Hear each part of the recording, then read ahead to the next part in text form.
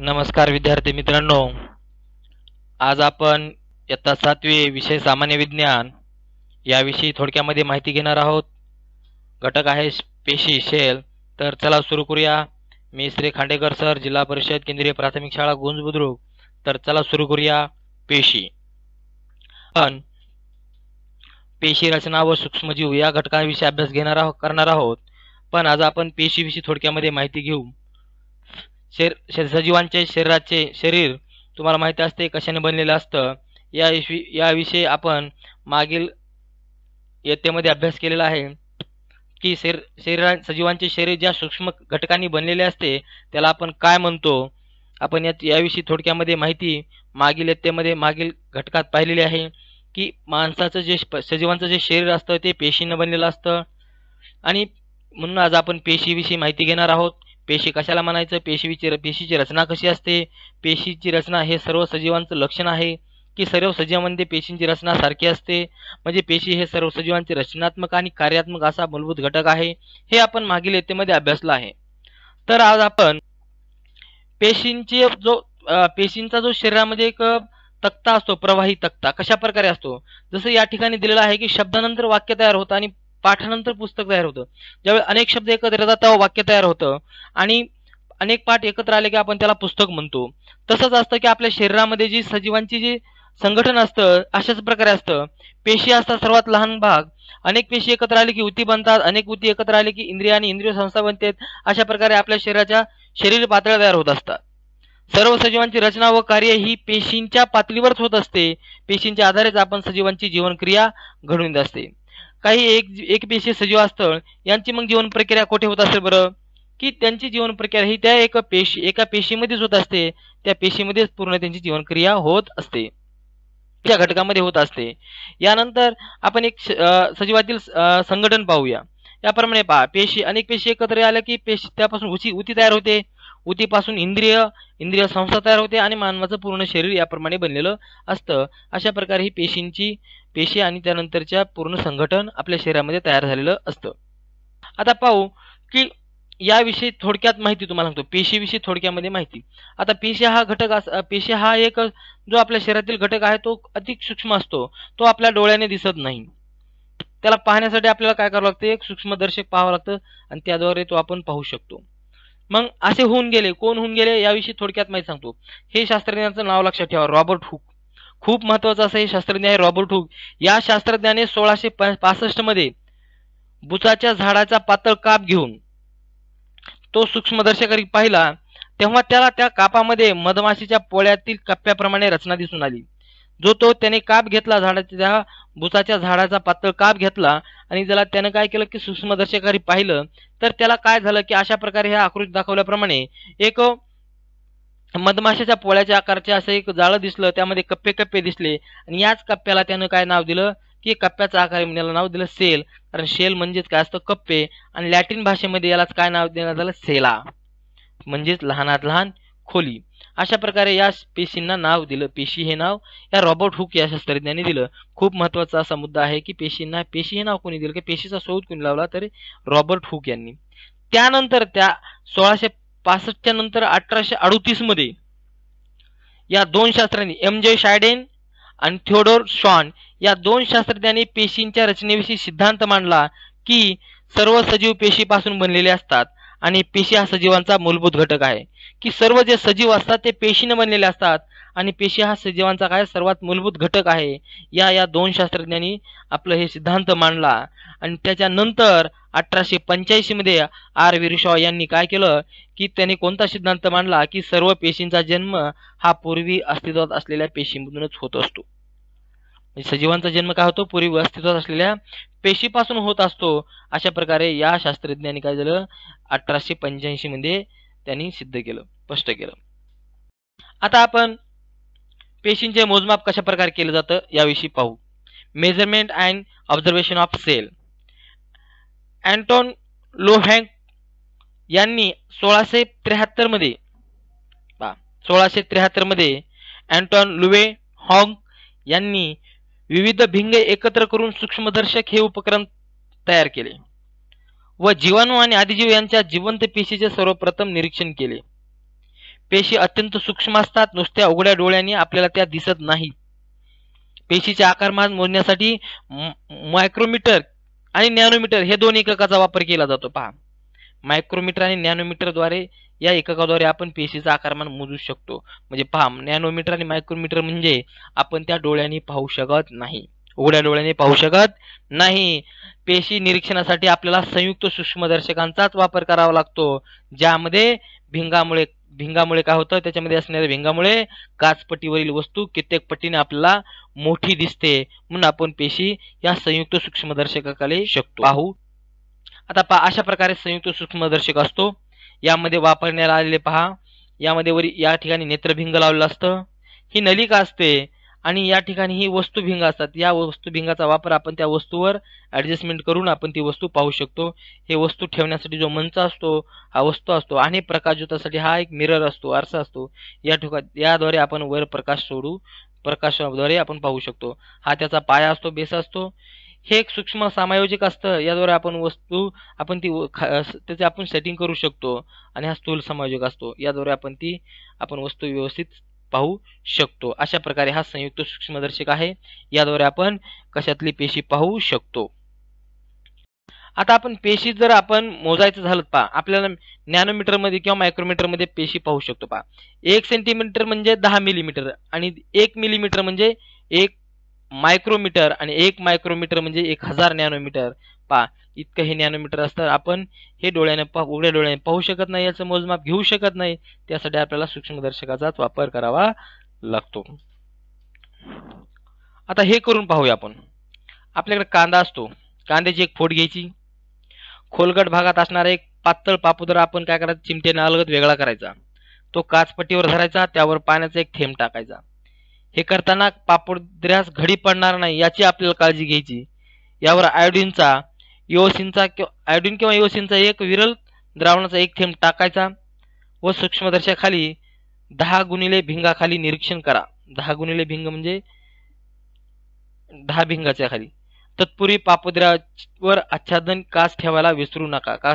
त्या पापुद्र्यावर एक आच्छादन काच ठेवायची, ते विसरायचं नाही.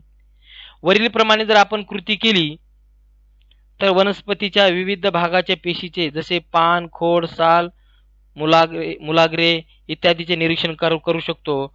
आपण हे मागील इत्यामध्ये आपण पाहिलं आहे की अमिबा आणि पॅरामिशियम यांचे निरीक्षण केलेले आहेच. संयुक्त सूक्ष्मदर्शकाखाली दिसणाऱ्या कांद्याची पेशीचा आकार तुम्हाला अशा प्रकारे दिसेल. पहा, या कांद्याचा पापुद्रा घेऊन त्याचे आपण हा जर काढला आणि याखाली जर पाहिलं तर अशा प्रकारे आपल्याला या पेशी दिसतील. तर पहा, सांगा पाहू, तुम्ही निरीक्षण केलेल्या विविध पेशी एकसारख्या आहेत का आणि त्यांची रचना कशी आहे, त्यांचे आकार कसे आहेत. आपण जर एखाद्या पेशीचं निरीक्षण केलं असेल तर त्यांचा आकार आणि त्या कशा एकसारख्या दिसतात का याविषयी थोडक्यामध्ये तुम्ही निरीक्षण करून पहा आणि सांगा की तुम्हाला त्या कशा दिसतात. पुस्तक माझा मित्र ग्रंथालयातील संदर्भ पुस्तकाचा आधार. सर्वात मोठी आणि सर्वात लहान पेशीविषयी वैशिष्ट्यपूर्ण माहिती मिळवा, किंवा इंटरनेटच्या सहाय्याने सुद्धा तुम्ही याद्वारे असंख्य माहिती मिळवू शकता. मोबाईलद्वारे आपण इंटरनेट वापरत असतो, त्याद्वारे आपण माहिती मिळवू. आता पेशींचा आकार, साइज ऑफ सेल्स. सजीवांच्या पेशींच्या आकारात विविधता असते. त्यांचा आकार हा प्रामुख्याने त्यांच्या कार्याशी निगडीत असतो. यात आढळणाऱ्या पेशींचे विविध आकार खाली दर्शवले आहेत, त्यांचे निरीक्षण करूया. हा अमिबा, हा स्पायरोगायरा, हा मेदपेशी, अंडपेशी, तांबड्या पेशी, पृष्ठभागावरील पेशी, स्नायू पेशी, अस्थिपेशी, शुक्रपेशी, चेतापेशी. अशा प्रकारे ह्या पेशींचे वेगवेगळे आकार असतात. पहा, म्हणजे पेशींचे आकार सारखे असतात का, नाही तर पेशींचे आकार त्यांच्या कार्याशी निगडीत असतात. त्यांचं ज्याप्रमाणे शरीरामध्ये कार्य असतं त्याप्रमाणे त्यांचा आकार असतो. पहा, मग गोलाकार, दंडाकार, स्तंभाकार, सर्पिलाकार, अंडाकृती, आयताकार अशा विविध आकाराच्या पेशी आपल्याला सजीवांच्या शरीरामध्ये आढळून येत असतात. सजीवांची जीवनक्रिया घडून येण्यासाठी पेशीमध्ये विविध घटक अस्तित्वात असतात. या घटकांनाच आपण पेशीचे अंगके म्हणतो. या अंगकाचा सविस्तर अभ्यास करण्यासाठी इलेक्ट्रॉन सूक्ष्मदर्शक वापरतात, कारण त्याच्या सहाय्याने अतिसूक्ष्म घटकांचे प्रतिमेचे वर्धन होऊन त्यांची 2 अब्ज पटापर्यंत म्हणजे 10 गुणिले 10 चा 2 गुणिले 10 चा 9वा घात एवढी मोठी प्रतिमा अभ्यासता येते. यासाठी आपल्याला अतिसूक्ष्म घटक बघायचे असेल तर इलेक्ट्रॉन सूक्ष्मदर्शक वापरावा लागतो। प्रामुख्याने या पेशींचे वनस्पती पेशी व प्राणी पेशी असे दोन प्रकार पडत असतात।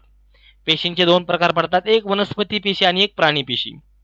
या पेशी पटलाच्या सहाय्याने बनलेल्या विविध अंगकाच्या अंतर्भावाने तयार झालेल्या असतात। वनस्पती पेशीच्या भोवती स्वतंत्र पेशी भित्तिका असते, त्यामुळे त्या विशिष्ट आकार प्राप्त होतो। बघा, वनस्पती पेशीला स्वतंत्र पेशी भित्तिका असते, एवढं लक्षात ठेवा की ज्या वनस्पती पेशी असतात त्यामध्ये पेशी भित्तिका असते, आकृतीमध्ये आपण पाहणार आहोत। त्याचप्रमाणे वनस्पती पेशीमध्ये मोठ्या आकाराच्या रिक्तिका आढळतात, सर्व दृश्य केंद्रकी पेशी आहेत। आकृतीमध्ये पहा, या ठिकाणी वनस्पती पेशी आणि या ठिकाणी प्राणी पेशी आहे। तर ही पेशी भित्तिका आहे, ही पेशी भित्तिका आपल्याला वनस्पती पेशीमध्ये दिसते, प्राणी पेशीमध्ये ही आपल्याला दिसणार नाही, एवढं लक्षात ठेवा। याचे बघा पूर्ण घटक पहा, ही पेशी भित्तिका असते, हे मधलं हरित लवके असतं, हे मध्ये ज्या ठिकाणी असं हा भाग, हे याला पेशी द्रव्य म्हणतो आपण, हे का नाही, हे पेशी द्रव्य।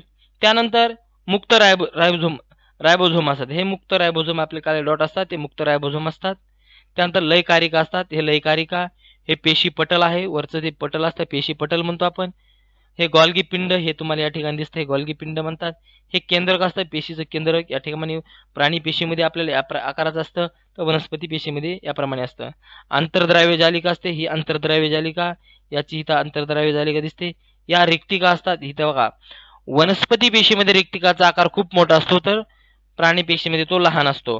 आणि ह्या तंतुकणिका बघा, ह्या तंतुकणिका, हे जेवढे घटक दिसतात या घटकांचं खूप मोठं कार्य असतं। या पेशी आपल्याला डोळ्याने दिसत नाहीत, त्या डोळ्याने जरी दिसत नसल्या आपण सूक्ष्मदर्शकाच्या ठिकाणी त्या पाहू शकतो।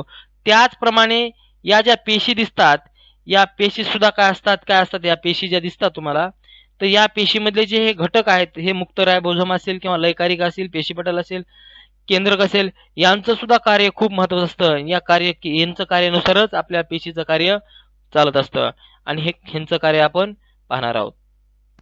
त्यानंतर पेशी भित्तिका म्हणजे काय असतं पहा। पेशी भित्तिका हे पेशीचे सर्वात बाहेरचे आवरण असते, सगळ्यात बाहेरचं आवरण। पेशी भित्तिका फक्त वनस्पती पेशीमध्ये आढळतात। तुम्हाला मगच म्हणलं, मी सांगितलंय की पेशी भित्तिका या फक्त वनस्पती पेशीमध्येच आढळतात पहा। त्यानंतर पेशीपटल, पेशीपटल हे प्रकारचे पातळ आवरण असून ते अतिशय नाजूक, लवचिक व ते प्राणी पेशीमध्ये सर्वात बाहेरचे आवरण असते। पेशीपटल हे प्राणी पेशीमध्ये सर्वात बाहेरचे आवरण असते, वनस्पती पेशीमध्ये पेशी भित्तिका सर्वात बाहेरचं आवरण असतं, तर प्राणी पेशीमध्ये पेशीपटल असतं। त्यानंतर पेशीद्रव्य, पेशीद्रव्यामध्ये पेशी केंद्रका व्यतिरिक्त द्रवरूप भाग असतो, त्याला आपण पेशीद्रव्य म्हणतो। जे पेशीद्रव्य म्हणजे काय असतं की पेशी केंद्रका व्यतिरिक्त जो भाग असतो पातळ द्रव्याचा, त्याला आपण पेशीद्रव्य असे म्हणतो। पेशीद्रव्य हे पेशीपटल आणि केंद्रक याच्या दरम्यान असते, केंद्रक आणि पेशीपटलाच्या दरम्यान हे पेशीद्रव्य असते। पेशीची विविध अंगके यामध्येच विखरलेली असतात। आता पेशीचे अंग कोणते आहेत प्रामुख्याने? केंद्रक, आंतरद्राव्य जालिका, गोल्जी पिंड, लयकारिका, रिक्तिका, तंतुकणिका, लवके, ही पेशीची काय आहेत? अंगके आहेत। वनस्पती पेशीमध्ये हरित लवक नसतं, हे एक लक्षात ठेवा। हरित लवके असते, वनस्पती पेशीमध्ये हरित लवके असते, लक्षात ठेवा।